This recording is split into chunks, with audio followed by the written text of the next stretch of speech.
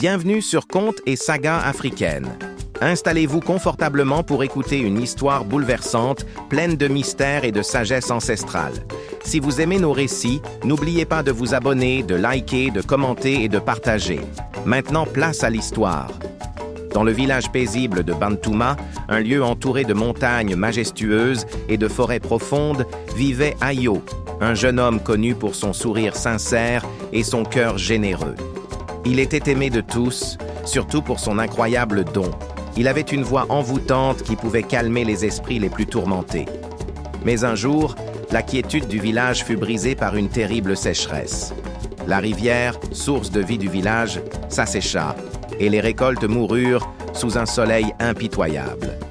Le ciel restait désespérément vide, et les tambours des anciens se taisaient. Les anciens du village, inquiets, consultèrent les esprits lors d'un rituel sacré.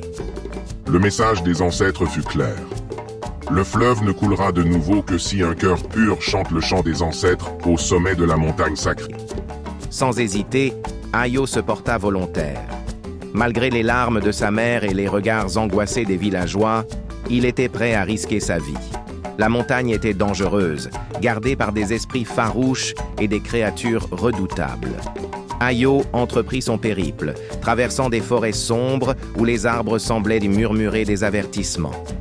Il rencontra une vieille femme mystérieuse qui lui offrit une amulette en disant « Quand tu seras perdu, chante avec ton cœur, et la lumière te guidera. » Alors qu'il montait la montagne, les épreuves commencèrent.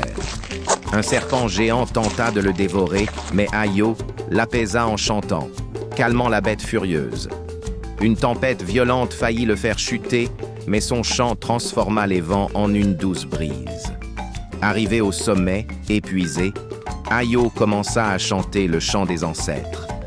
Sa voix résonna dans les cieux, puissante et claire. Soudain, un esprit ancien apparut, lui annonçant qu'il devait donner ce qu'il avait de plus précieux pour sauver son village. Ayo comprit alors que le prix était sa propre voix.